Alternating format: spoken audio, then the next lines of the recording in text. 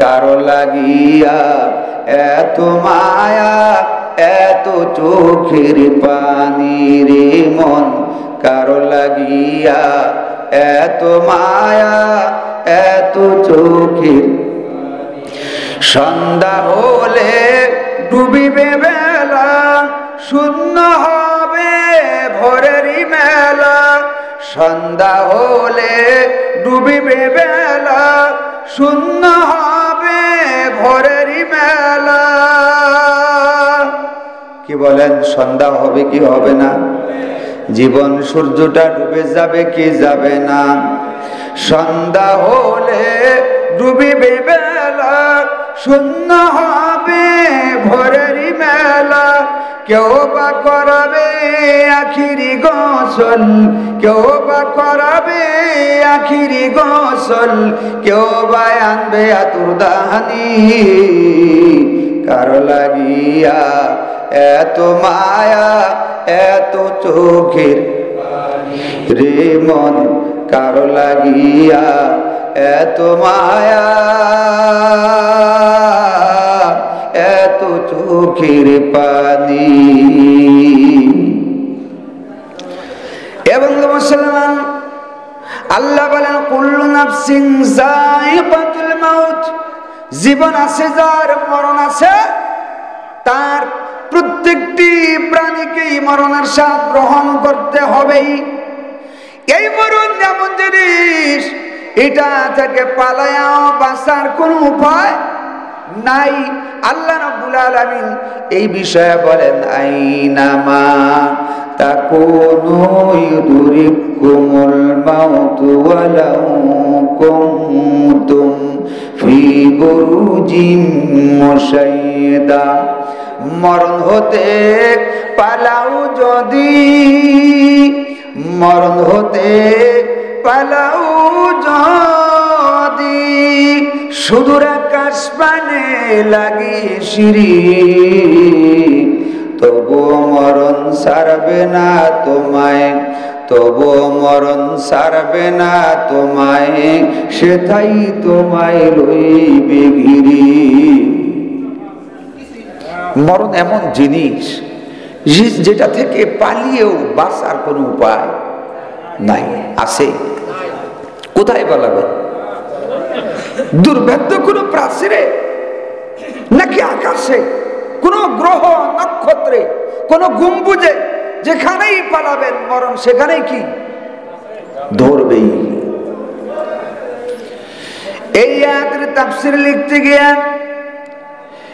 ইবনে কাসির রাহমাতুল্লাহ আলাইহি তার তাফসীর গ্রন্থে একটি ঘটনা উল্লেখ করেছেন ইবনে আসাকির হতে বনি ইসরাইলের এক ব্যক্তি তার স্ত্রীকে গর্ভবতী রেখে মারা গেল এই মহিলাটা কিছুদিন পরে একটা কন্যা সন্তান প্রসব করলো বাড়িতে ছিল ছোট্ট একটি গোলামকে ডেকে বলে বাবা তুমি একটু পাশের বাড়ি থেকে আগুন নিয়ে আসো আমার বাচ্চাটাকে একটু আগুনের তাপ দেওয়া লাগবে ছোট বাচ্চাদেরকে কিন্তু আগুনে সেকা পোড়া করে একটু তাপ দিতে হবে যা আগুন নিয়ে আসো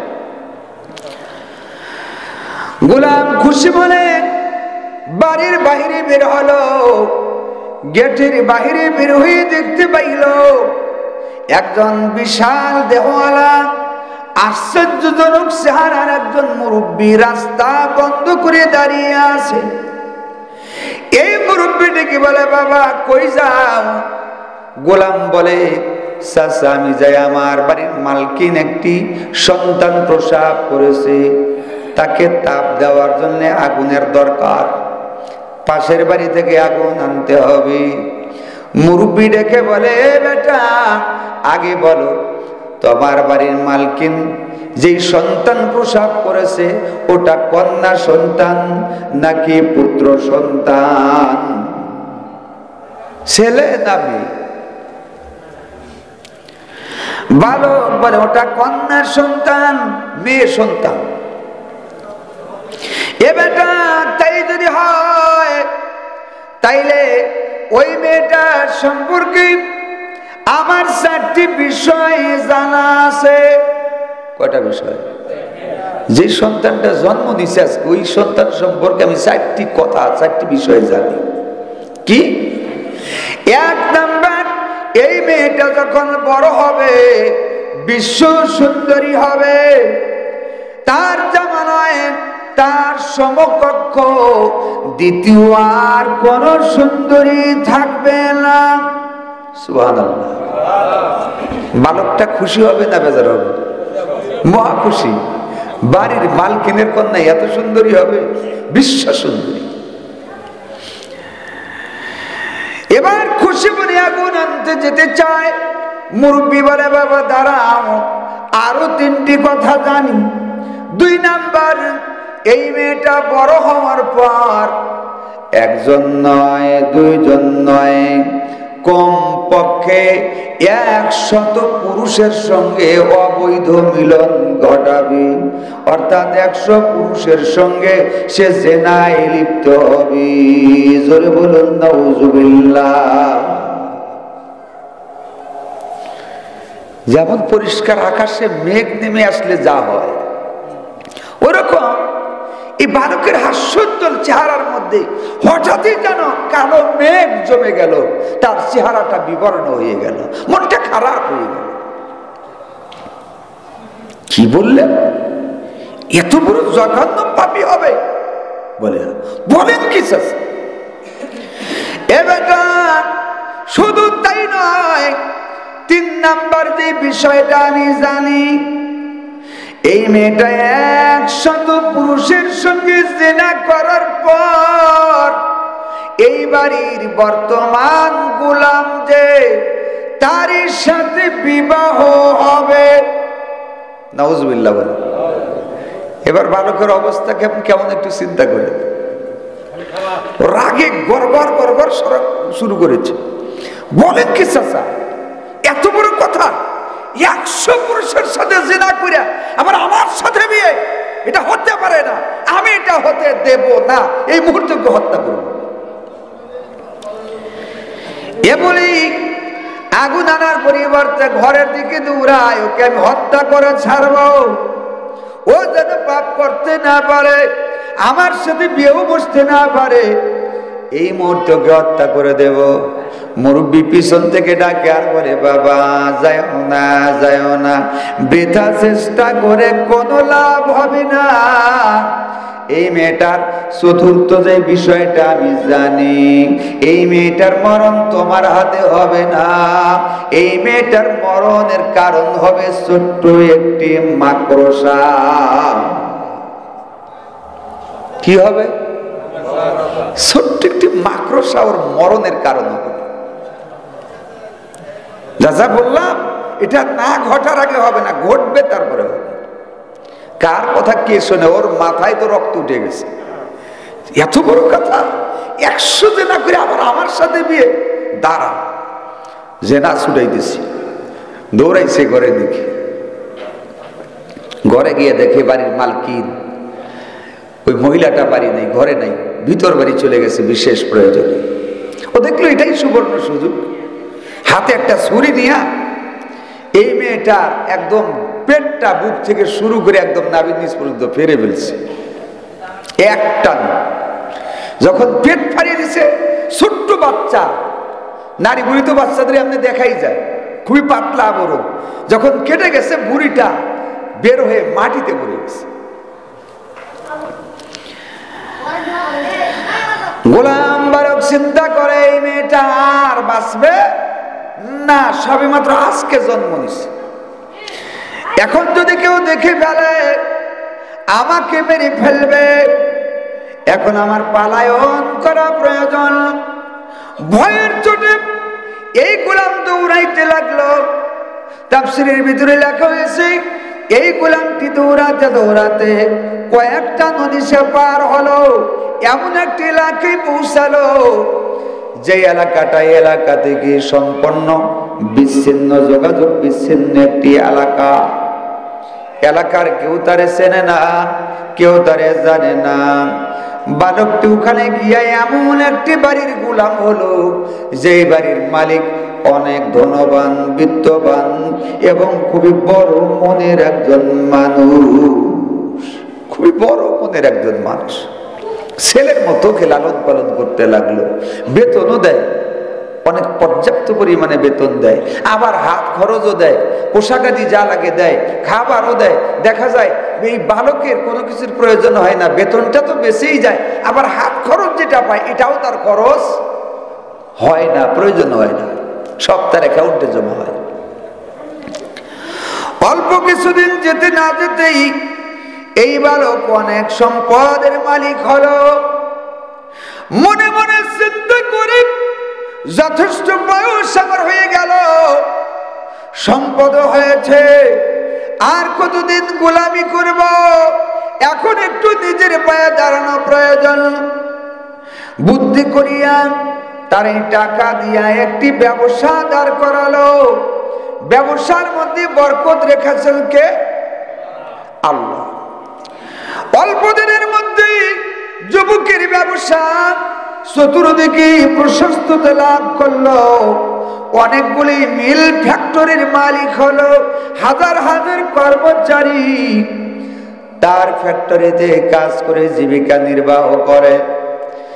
এখন আর বালক নেই, তাগড়া নওজোয়ান যুবক, সুদর্শন যুবক চিন্তা করে এখন আমার এলাকায় গেলে কেউ আমারে চিনবে না, আর ব্যবসার জন্য আমার এলাকাটাই উত্তম জায়গা, উত্তম এলাকা। আমি যদি আমার এলাকায় গিয়ে মিল ফ্যাক্টরি করি আমারে কেউ চিনবে না, কারণ ছোটবেলার সেই চেহারা বর্তমান আমার আর নাই। তখন ছিলাম গোলাম, এখন আমি শিল্পপতি, আমার দিকে ওই কথাটার কেউ আঙ্গুল তুলতে সাহস পাবে না, মানুষ কল্পনাও করবে না যে এটা ছিল সেই গোলাম। বাড়িঘর মিল ফ্যাক্টরি সব ওখান থেকে বিক্রি করে নিজের এলাকায় আবার ফিরে আসলো, মিল ফ্যাক্টরি করলো, হাজার হাজার কর্মচারী নিয়োগ দিল, কাজ করে, অনেক ধন সম্পদের মালিক ওই দেশে, তার মতো ধনী আর দ্বিতীয় কেউ নাই।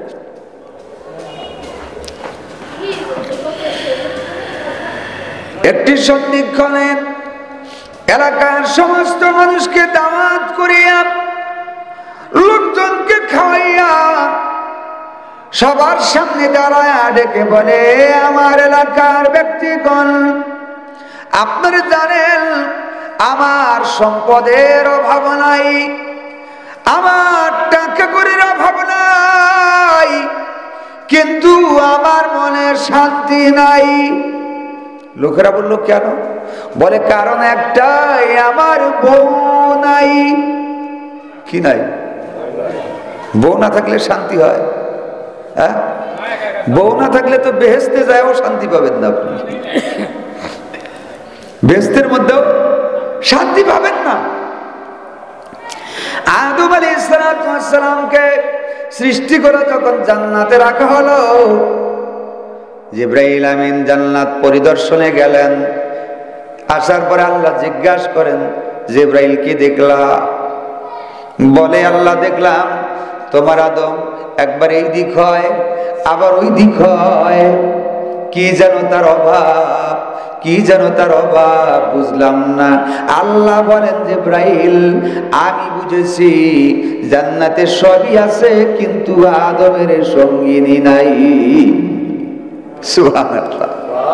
সঙ্গিনী যখন বানিয়ে দিছেন সুখ পাইছে, প্রকৃত সুখ পেয়ে গেছে। সুবহানাল্লাহ, সুবহানাল্লাহ। এজন্য জান্নাতে সবার বাড়ি আলাদা আলাদা, মা বাবার বাড়িও আলাদা, ভাইয়ের বাড়িও আলাদা, বোনের বাড়ি আলাদা, আপনার নিজের সন্তানের বাড়িও আলাদা। কেউ আপনার সাথে জান্নাতে থাকবে না, কিন্তু একজন আপনার সাথে থাকবেন, সে কি? আপনার স্ত্রী। সুবহানাল্লাহ বলে, সুবহানাল্লাহ, সুবহানাল্লাহ। দুনিয়ার একজন মানুষ আপনার জান্নাতের সাথী হবেন, আপনার সঙ্গিনী, আপনার স্ত্রী। মারহাবা বলবেন না? এটা খুশির সংবাদ না? কি বলেন, খুশির সংবাদ না? বাড়ির যা বললেন আর দুষ্টামি করো না, একসাথে জান্নাতে থাকবো। এ বন্ধু মুসলমান, এবার আসেন, তাইলে কেমন আত্মীয় সে? তার সারা সুখ নাই। লোকজনে বলে বিয়ে করেন না কেন? বলে বিয়ে তো করতে চাই, কিন্তু মনের মতো পাত্রী মেলে না। তাই নাকি? তো কেমন পাত্রী চান? বলে আমি যেই পাত্রী চাই, 1 নাম্বার শর্ত হলো পরহেজগারিনী হওয়া লাগবে। কি হওয়া লাগবে? পরহেজগারিনী হওয়া লাগবে। 2 নাম্বার শর্ত, ওই পাত্রীটি সুন্দরী হওয়া লাগবে। আল্লাহর নবী বলেন, তোমরা বিয়ে করো, প্রথম নাম্বার গুণ পরহেজগারিনী দেখিয়া, এর সাথে যদি সুন্দরী হয় তাইলে ভালো হয়। তারপরে 3 নাম্বারে যদি সম্পদও থাকে তাইলে তো নূরুন আলা নূর, আরো ভালো হয়। নবী বলেন, কিন্তু পরের 2টা সুন্দরীও নাই, পরে সুন্দরীও নাই, অর্থ সম্পদও নাই, কিন্তু 1 নাম্বার গুণ পরহেজগারিতা আছে, তবুও তোমরা ওই নারীকে বিয়ে করতে পারো। কিন্তু পরের 2টাই আছে, সুন্দরীও আছে, সম্পদও আছে, 1 নাম্বারটা পরহেজগারিতা নাই। আল্লাহ নবী বলেন, ওই মেয়েকে বিয়ে কইরো না। কেন না? ওই মেয়েরই বিয়ে করলে শান্তি পাবা না। কি বলেন? শান্তি পাওয়া যাবে? ওর অহংকারে, রূপের অহংকারে, অর্থের অহংকারে আপনারে জ্বালায়া পোড়ায়া সারকার করে দেবে। কিছু কিছু মহিলা এমন আছে, বেলেটের 2 পাশে 2 মুড়া দা, আর কিছু মহিলা আছে ওর সাফার 4 মুড়া দা। আছে না নাই? হাইরে সাফার সাফা গিজ গিজাই না সাফা আছে না? এ বন্ধু মুসলমান, এই জন্য বিয়ে করবেন পরহেজগারিতা দেখিয়া, শান্তি পাবেন। আর যদি বউ ভালো না হয়, দুনিয়াটাই জাহান্নাম হয়ে যাবে। ডান্দি রাস্তে দারনা বাসাদ, ডান্দি রাস্তে দারনা বাসাদ, শেরে সাক্ষার জাওরাস, মাহবুবাগার ঘোষণা বাসাদ, মাহবুবাগার ঘোষণা বাসাদ, তামাম দুনিয়া দোজক ভিয়াস। আল্লামা শেখ সাদী রহমাতুল্লাহ আলাইহি বলেন, যেই ব্যক্তির স্ত্রীটি ভালো, গোটা পৃথিবীটা তার জন্য জান্নাতের মতো মনে হয়। যেই ব্যক্তির স্ত্রী ভালো না, গোটা পৃথিবীটা তার জন্য জাহান্নামের টুকরা হয়ে যায়। কথা বলেন ঠিক কিনা? ওই যে কৈজুরির মাওলানা মহিরুদ্দিন আনসারী মাঝে মধ্যে বলতেন, খালি পায়ে হাঁটারে ভালো, ওরে কষা জুতা জারু, বিদেশেতে থাকারে ভালো, কল্যাণারি জারু, বিদেশেতে থাকারে ভালো, কল্যাণারি জারু। ছাত্র জীবনে আমি পরীক্ষার পরে ইনায়তপুর এক বাড়িতে তাঁত বুনে, তো ওই কুড়িগ্রামের এক বড় ভাই, ও বাড়ির যায় না, মোটামুটি 3 মাসের বেশি হয়েছে। তা আমি একদিন বললাম, বড় ভাই বাড়ির যান না কেন? আমরা বিয়ে করি নাই, তাই সপ্তাহে সপ্তাহে যাই। আপনার বউ বাচ্চা নাই? বলে আছে তো। তো বাড়ি যান না কেন? 3 মাস হয়ে গেল আপনি বাড়ির যান না। আমার বলে, ছোট ভাই কি বলবো, লজ্জা শরমের কথা, বাড়িতে গেলেই কবর আযাব শুরু হয়। আমি ওনার পাশে আর একজনকে জিজ্ঞাসা করলাম, উনিও কুড়িগ্রামের, ভাই ঘটনা বুঝলাম না, বাড়ি গেলেই গোরাজাব শুরু হয় মানে? কয় যে ভাই আমাদের ভাবি ভালো না। কি ভালো না? ভাবি ভালো না। তাহলে বউ ভালো যার, দুনিয়া ভালো তার। আর একটি কথা বলি, স্বামী ভালো না যার, দুনিয়া ভালো না তার। স্বামী ভালো যার, দুনিয়া ভালো তার। একজন নারী তার মা ছেড়েছে, বাবা ছেড়েছে, যে ঘরে লেখাপড়া করেছে, বড় হয়েছে, সব ছেড়েছে, ভাই বোনকে ছেড়েছে, বান্ধবীদের ছেড়েছে, নিজের সব কিছু ছাড়িয়া অপরিচিত একটা বাড়িতে অপরিচিত একজন মানুষের কাছে এসেছে, শুধু একটু ভালোবাসা পাওয়ার আশায়। বাতের জন্য কেউ বিবাহ বন্ধনে আবদ্ধ হয় না। ওই ভালোবাসাটা যদি না পায়, ওই স্ত্রীর আফসোসের কোনো সীমা থাকে না। স্বামী যার ভালো, দুনিয়ার সেই স্ত্রীর জন্য ভালো। যেই নারীর স্বামী ভালো না, গোটা দুনিয়াটাই ওই নারীর জন্য জাহান্নামের মতো মনে হয়। এজন্য স্ত্রীকে মহব্বত করবেন। আগেই বলেছি, সে আপনার জান্নাতের সাথী, আপনার জীবন সঙ্গিনী শুধু নয়, জান্নাতেরও সঙ্গিনী। তাকে কেন মহব্বত করবেন না?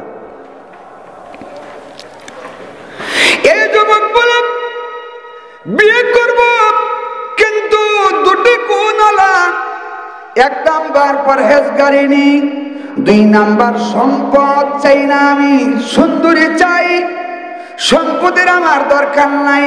সুবহানাল্লাহ। লোকজন পাত্রী দেখালো, কিন্তু কোন পাত্রী পছন্দ হয় না। অবশেষে একজন ভিখারিনী, ভিক্ষুক মহিলা, এক বৃদ্ধা মহিলা বলে, ভাইজান আমার কাছে একটা পাত্রী আছে, আপনার চাহিদা মোতাবেক আমার জানা মতে একটা মাত্রই পাত্রী আছে, নদীর ওই পারে তার বাড়ি, পরহেজগারিনী তাকওয়াওয়ালা সুন্দরী এক নারী, বাগানে গেটওয়ালা বাড়ি, কোন পুরুষ সেই বাড়িতে ঢুকতে পারে না, কোন পুরুষকে সে মুখ দেখায় না, খুবই পর্দাশীল তাকওয়াওয়ালা।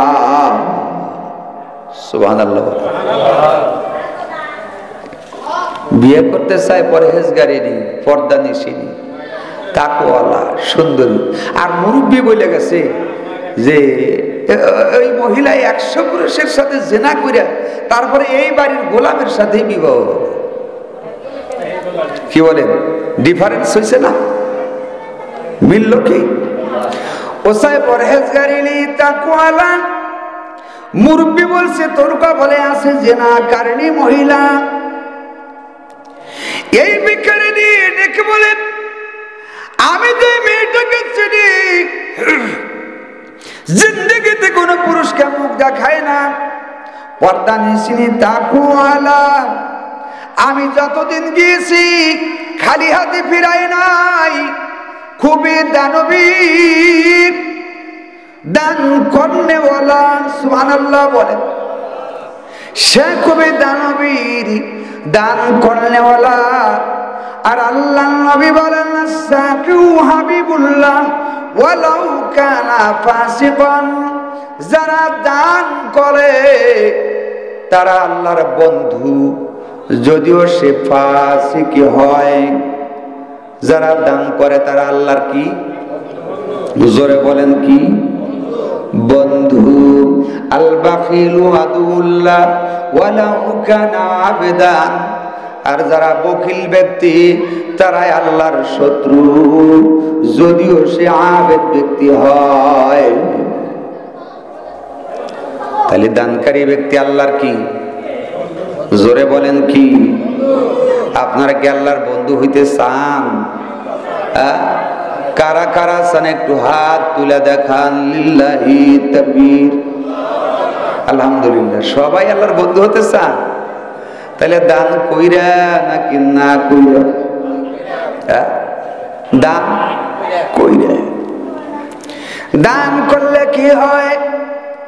আল্লাহর নবী বলেন, আস-সাদাকাতু তারাদ্দুল বালা, দান সদকা এমন জিনিস বালা মুসিবত কি তাড়ায়া দেয়, দূর কইরা দেয়।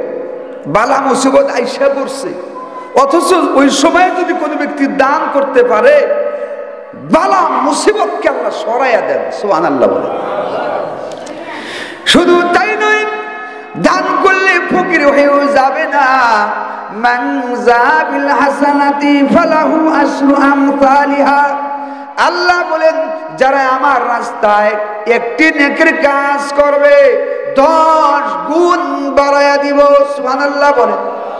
অন্য একটা আয়াতে আল্লাহ বলেন, যারা আমার রাস্তায় একটি পয়সা দান করলো, তার উপমা সে যেন একটা বীজ রোপণ করলো।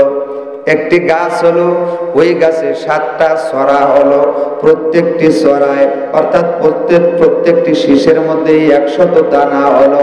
অর্থাৎ আমার রাস্তায় যাই দান করবে তার পরিবর্তে 700 গুণ বাড়াইয়া দিব। সুবহানাল্লাহ বলেন, সুবহানাল্লাহ। এ বন্ধু মুসলমান, আবার ওই দানটা যদি কোন মাদ্রাসায় হয়, কিসে হয়?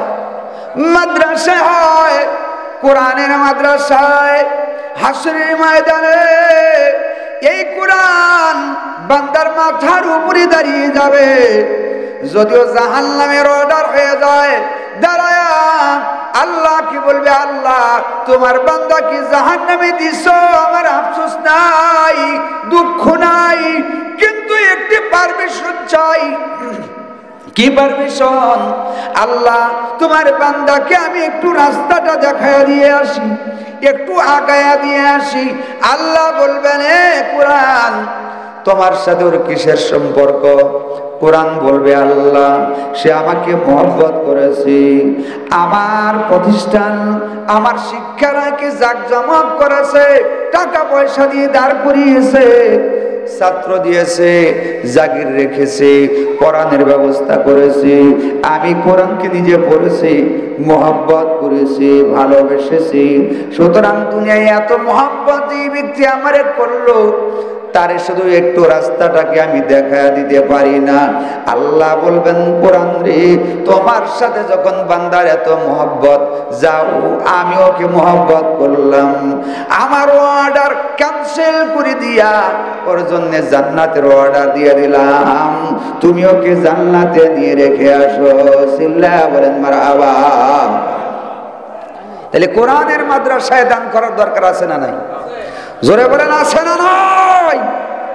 ইমাম আবু হানিফা রাহমাতুল্লাহ আলাইহিকে জিজ্ঞাসা করা হয়েছিল, হুজুর মাদ্রাসার দাম বেশি না মসজিদের দাম বেশি? উনি বলছিলেন মাদ্রাসার দাম বেশি। কেন? বলে, দেখো মসজিদ আছে কিন্তু মাদ্রাসা নাই। মানুষ কোরআনই যদি না শেখে, সূরা কেরাতি যদি না শেখে, মাসলা মাসাইল যদি না শেখে, নামাজ যদি না শেখে, তাহলে মসজিদে যা করবেটা কি? এজন্য আগে মাদ্রাসার প্রয়োজন। মাদ্রাসায় কোরআন শিখবে, সূরা কেরাত শিখবে, মাসলা মাসাইল শিখবে, নামাজ শিখবে, এরপরে মসজিদে গিয়ে সেটা বাস্তবায়ন করবে। এজন্য মাদ্রাসার দরকার আছে না নাই? আলহামদুলিল্লাহ। যদি তাই হয় তাহলে মাদ্রাসার জন্য দান করার দরকার আছে। তো আসুন, যদি তাই হয়ে থাকে, আল্লাহর কোন বান্দা আছেন, আমি কিন্তু আলোচনা ঠেকায় রাখছি, বিয়ে করতে চাচ্ছে পরহেজগারী নারীকে, কিন্তু ওই মুরব্বী বলে গেছে বিয়ে হবে তোর জেনাকারী মহিলার সাথে, সামনে কি হয় দেখার বিষয়। এজন্য তার আগে একটু আসেন, এই মাদ্রাসার জন্য কে কতটুকুন পারেন, 5,000, 10,000, 20,000, 1,500, যে যেমন পারেন একটু দ্রুত দেন। আল্লাহ দেওয়ার তৌফিক দেন, সকলে বলি আমিন। আব্দুল জলিল লিল্লাহি তাকবীর। জনাব মোহাম্মদ আব্দুল জলিল সাহেব 500 টাকা, যারা বলেন মারহাবা। আল্লাহ আব্দুল জলিল সাহেব 500 টাকা করলেন দান, বাড়াও তার মান। লিল্লাহি তাকবীর। আমার চাচা আব্দুল জলিল সাহেব, যার নাম খালি এই এলাকা না, সৌহালি গিয়া বলছি, ঘাটে আসছি, নৌকায় থেকে এসে উঠছি ঘাটে, এই দেখি সিএনজি অটোওয়ালারা। আমার বলে, হুজুর কই যাবেন? বললাম আমি তো যাবো অনেক দূর। বলে, অনেক দূর কোথায় যাবেন? টাঙ্গাইল। বললাম না, টাঙ্গাইল না, আমাকে যাইতে হবে মাকড়কোল গোল চত্বর দিয়া আরো উত্তর। এখন আমারে বলে, আপনি কি জলিলের গুদরাঘাট চেনেন? আমি বললাম যে ওইখানেই তো আমি যাবো, ওইখানেই আমার বাড়ি। কয়, হাই রে হুজুর, আমরা ভালো করে চিনি, আপনি ওই জায়গায় যাবেন, নাম করা ব্যক্তি সে। সেই চাচা 1,000 টাকা চিল্লা বলেন মারহাবা। আরো জোরে বলেন মারহাবা। আল্লাহ আব্দুল জলিল সাহেব দান করলেন টাকা 1,000, পরে আখিরাতের বাজার। আল্লাহ বংশের কেউ যেন করে না পূজা কোনো মাজার। আল্লাহ রব্বুল আলামিন টাকা দিও হাজার হাজার, আল্লাহ আর লক্ষ লক্ষ টাকার মালিক বানায়। সবাই বলি আমিন। লিল্লাহি তাকবীর। মাজিদুল ইসলাম 500 টাকা, যারা বলেন মারহাবা। আল্লাহ মাজিদুল ইসলাম দান করলেন 100 পরিমাণ, 5 মান করো খাস। আল্লাহ বানায়া জান্নাতের রাজ। সবাই বলি আমিন, দোয়া করদাম। বাদারগাহে ইলাহি হায়াত দৌলত ইমানদারাজি, হায়াত দৌলত ইলমে জিন্দেগি, লিল্লাহি তাকবীর।